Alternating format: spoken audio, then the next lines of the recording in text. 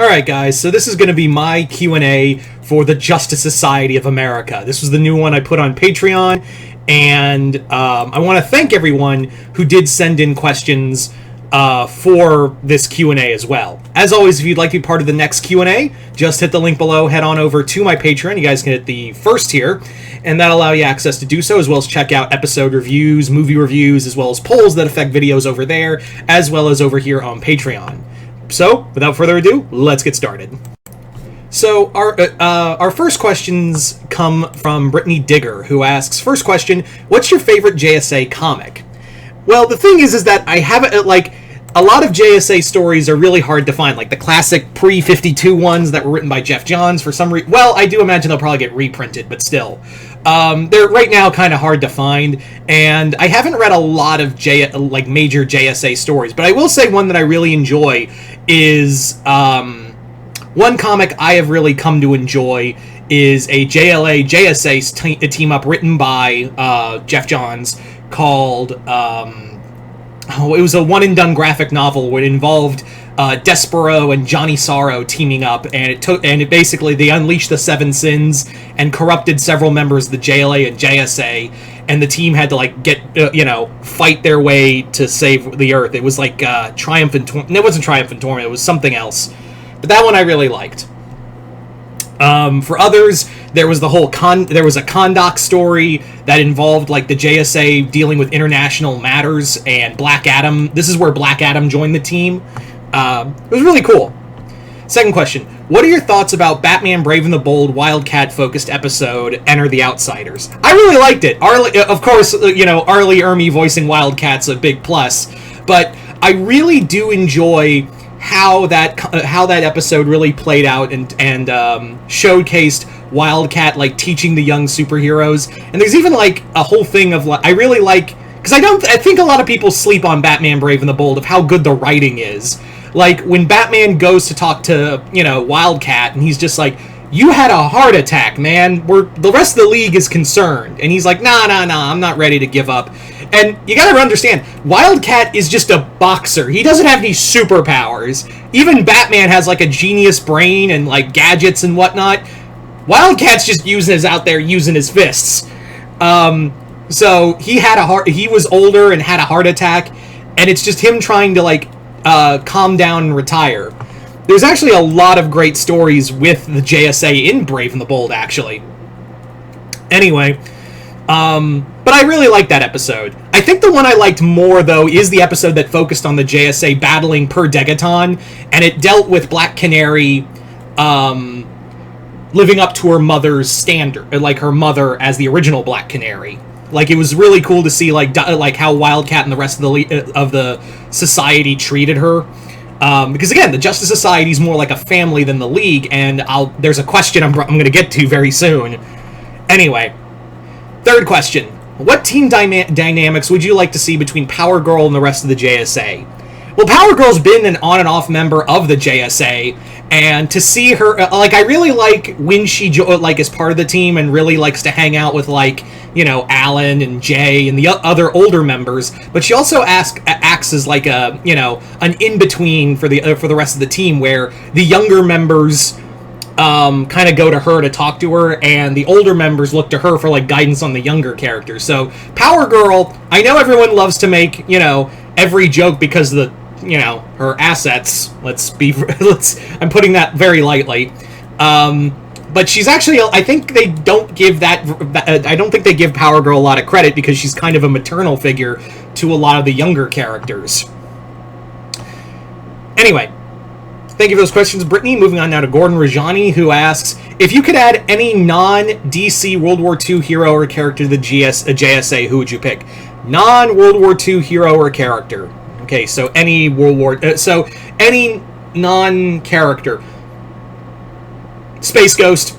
Yeah, Space Ghost from the Hanna-Barbera cartoons. Absolutely. Space Ghost and a lot of the Hanna-Barbera characters do feel like the JSA to begin with, so I would, add Space Ghost. Not even a second hesitation. Second question. What's your favorite TV movie incarnation of the JSA? There hasn't been a lot, actually. And I know I got this question, but I think the best one that got close to it was the Stargirl series. I think Stargirl, the Stargirl incarnation of the JSA, got the closest to making it work. Second place would be Brave and the Bold. Third question. Even though Black Adam probably did the team justice, did you enjoy the movie's portrayal of the JSA members and the actors they got to play them? Well, Atom Smasher and Cyclone were completely off, so no. But they did get Hawkman and Dr. Fate right, so I'll give them that. That movie still sucks, though. Thank you for those questions, Gordon. Moving on now to Chris Bennett, aka the Mount Vernon Kid. Chris, how you doing, man? I knew, I knew when I was going to do this Q&A, Chris was going to be here. Because for those who don't know, Chris's favorite team is the Justice Society of America. The JSA is his favorite superhero team, and I know that's a shock to a lot of people, but, yeah, not a lot of people, say, oh, the JSA is my favorite superhero team. But Chris is one of those exceptions. So I knew he was going to show up for this Q&A. So his first question is, how would you rate Pierce Brosnan as Kent Nelson, Dr. Fate? I think he's a perfect 10. I think Pierce Brosnan really did a great job on it. He's one of the shining... But it's Pierce Brosnan. That's the other thing, is that it's Pierce motherfucking Brosnan, and he could act his way out of a phone book. But, yeah, I think he did a really good job with Dr. Fate. Second question. In your opinion, was there anything DC TV that did justice to the JSA? Again, I kind of already answered this, Chris, with favorite incarnations. Like I said, I think Brave and the Bold and Stargirl did the closest justice. Can we agree that the JSA is... This is the third question. Can we agree that the JSA are more like a true family as the JLA, who are more like colleagues? Yeah, the JSA is kind of like is almost like X-Men, where it's not just a team of superheroes, it's a team of family members. It's literally it's quite literally a family of heroes who have basically what was I gonna say? Who have basically grown up together and are passing on one generation to the next. So yeah. Anyway, so think of those questions, Chris, and I do see that you answered a few of them on your own. Very funny. Anyway, moving on to our next question.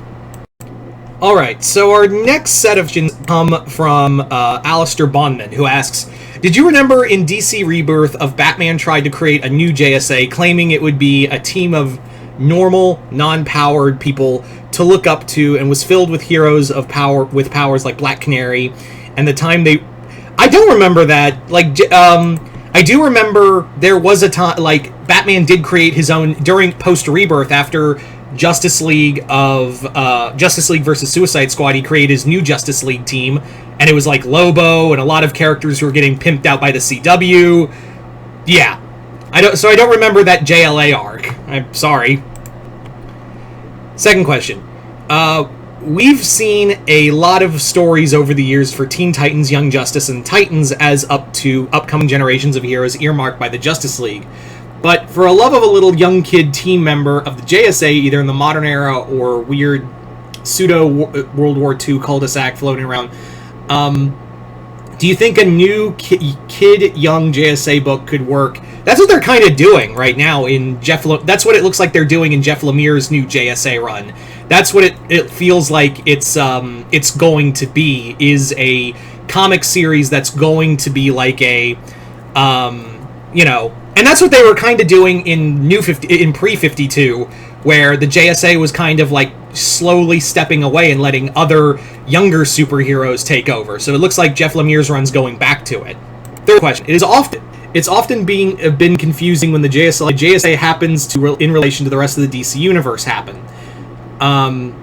Sometimes they're World War II heroes, much like Marvel's Invaders. It's just continuity. I just got the gist of this, where it's just it's basically asking the whole thing of are they Earth 2? Are they from World War II?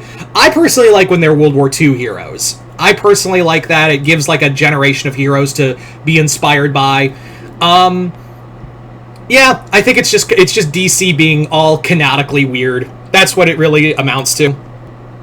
So yeah.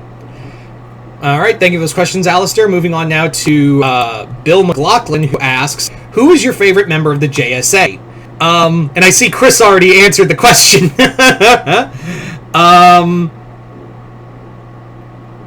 Chris already answered this question. No, no offense.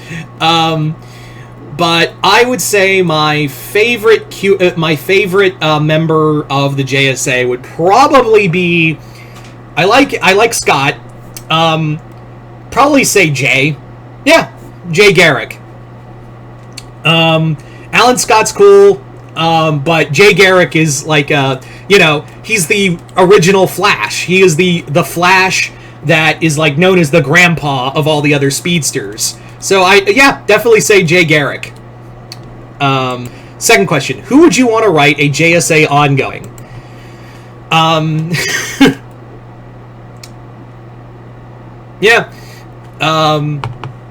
Who would I want to have to write a JSA ongoing? That's a tough one. Jeff Lemire is currently going to be writing JSA, which I can't wait to read and trade.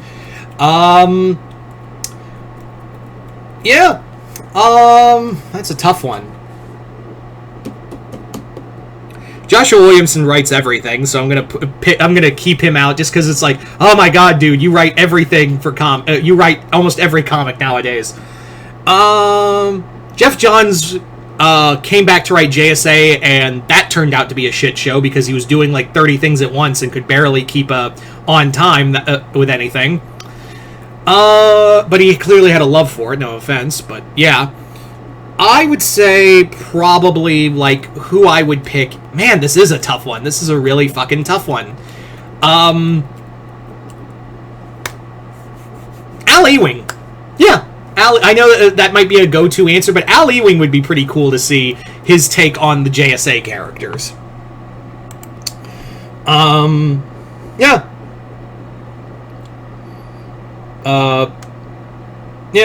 Third question. So, there you go. Third question. Which DC villain actually, no. I'll give you another one. I will give you another writer. I'll give you another writer. Jeremy Adams would be cool. He's currently writing Green Lantern, and he did write Flash, and he did write the Jay Garrick miniseries. I would say, like, for another writer, I would probably pick... Oh, what's his name? He's currently doing Fantastic Four. Ryan North. I had to look up the name real fast because it was on in my book pile. Ryan North, who's currently writing the Fantastic Four. So Ryan North, Al Ewing, or Jeremy Adams would be my picks. So there you go. Third question: which DC villain outside of the classic JSA villains would make a great villain for the JSA? So I guess you're asking like usually a villain we see for the JSA, but now as a villain for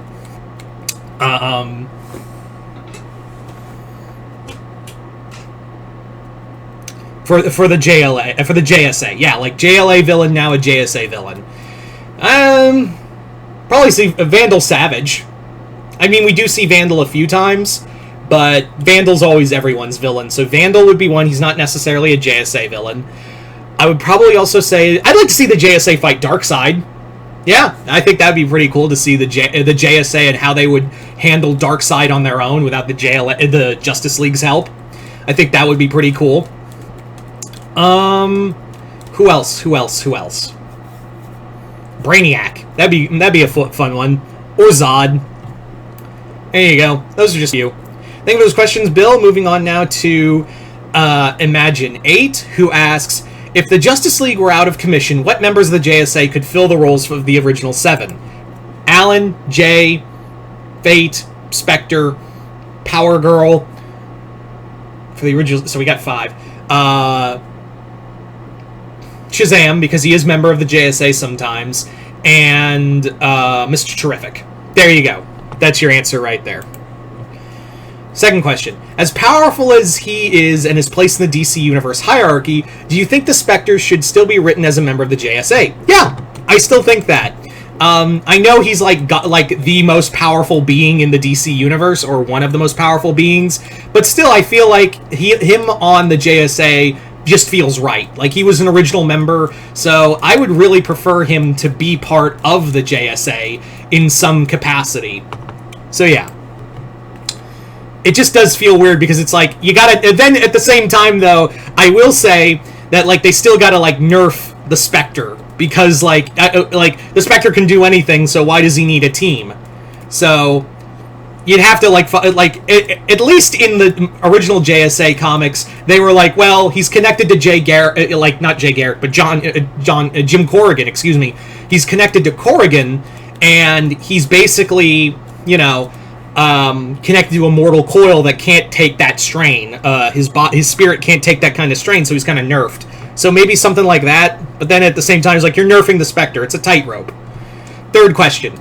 What do you think of the episode Batman Brave and the Bold, where the JSA food fight with the Justice League International on the Watchtower? I thought it was funny. Again, I think Brave and the Bold is one of the two cartoons that really gave the JSA, well, justice as characters.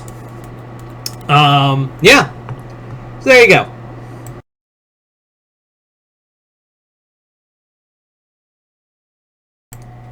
Alright. Moving on to our next set of questions, we have Hunter Johnson, whose first question is, what would the JSA think of the Crystal Gems? You know, I would not be shocked. They've probably fought together during World War II. That'd actually be a really fun comic, actually. That'd be a fun story of seeing the Crystal Gems and the JSA fighting together. That'd be fun. But I think they'd like each other. Second question, have you ever heard of the original JSA where they were going to be the JLA episode but WB said no? Oh, okay. Have you heard that originally the JSA were going to be in the Justice League episode Legends, but DC and Warner Brothers said no? Oh, that episode with Tom Turbine and the faux Justice Society. Yeah, I've heard of that, and it just kind of sucks, because I was like, I've watched the episode, and it's like, they're clearly supposed to be the Justice Society. DC and Warner Brothers have some weird rules for their characters, I'm not gonna lie. Third question. What if the JSA came to Gravity Falls? I imagine Wildcat would punch Stan over some gambling or something. There you go. Thank you for those questions, Hunter. Moving on now to David Deister, who asks, if you were given the chance to create a new villain for the JSA, what would it be like? I would say, probably make him primarily an Alan Scott villain, because we do find out that the green flame that he has, the Starheart, is like a variation of the Lantern powers in his miniseries, just like how the Red Lantern's power came from rage and death. So I would have it be like a new version of the Starheart that gets his power from like greed or fear, or a being that a parasitic being that feeds on it and wants to feed on Alan, in order to take away the it's a star, it preys on the green flame or the emotional spectrum, and it wants to feed on Alan's connection to the green flame. Something like that. Second question. Who should be the main JSA team roster in the James Gunn cinematic universe? Fate, Spectre, Mr. Terrific, Alan Scott, Jay Garrick, Power Girl, and Dr. Fate. There you go. Oh, and Wildcat. There you go. Could the main JSA do a crossover with the JSA of Earth 2? I mean, it'd be kind of fun, but also it would be kind of like, almost like a meeting between the DC, the Marvel Universe clashing with the Ultimate Marvel Universe, wouldn't it? It'd be fun. Thank you for those questions, David. Moving on now to Dominique Fuentes, who asks, could the Red Skull fit as a JSA villain? Yeah, I do think he could definitely work as a JSA villain, absolutely. I do think that he could definitely work as a JSA villain. I think he could be... I mean, they already have, several Nazi-esque characters that they fought in their Rogues Gallery, like Captain Nazi and Per Degaton. So why not, right? Yeah. Second question. Do you think Captain America would make a great leader for the JSA? Yeah, it's Captain Motherfucking America.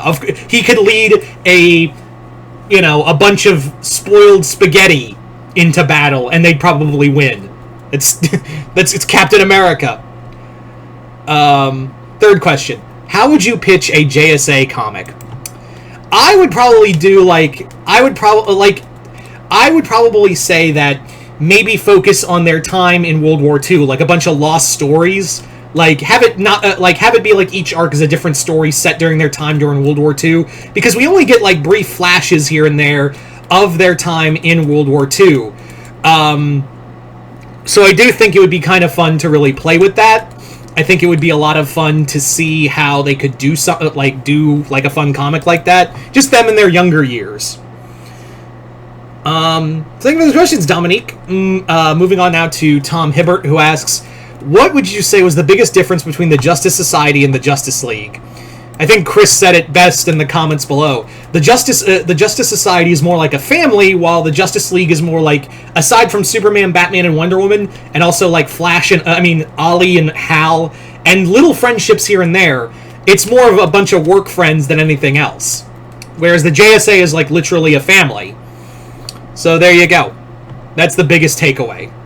Second question: if DC and Marvel were ever to team up again, who would you like to see? Would you like to see a crossover between the JSA and the Invaders? Yeah, I think that would be really cool. Marvel and DC aren't going to do it because Marvel and DC don't see those kind of characters profitable enough for a crossover. Even though, I think a lot of people would be really down for that. So yeah, the short answer, yeah, I would. Third question: do you think the 0 Hour Crisis did the JSA dirty by killing off some members and taking away Alan Scott's Lantern Ring and making it an... Oh, yeah, 0 Hour just fucking sucks all around. Let's get that out of the way right now. 0 Hour is just fucking awful, and it did a lot of characters dirty. Let's not get it twisted.